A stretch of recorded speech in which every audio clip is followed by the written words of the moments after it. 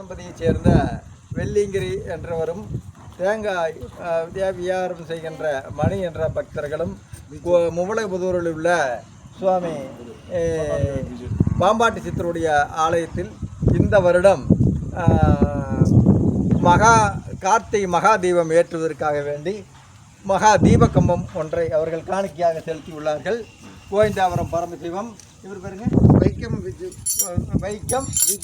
வைக்கம் விஜு அவர்களும் அனைவரும் சேர்ந்து இந்த ஆண்டு மிக சிறப்பான முறையில் கார்த்திகை மகாஜோதியை இங்கே பாம்பாட்டி சித்தர் ஆலயத்தில் ஏற்றுக்க வேண்டி இந்த தீபகம்பம் கொண்டு வந்திருக்கிறோம். இதோடைய சிமெண்ட்டு மற்ற கட்டடம் இது எல்லாமே எங்களுடைய இதில் நடத்துறதுக்கு இறைவனுடைய அருளால் கிடச்சிருக்கு.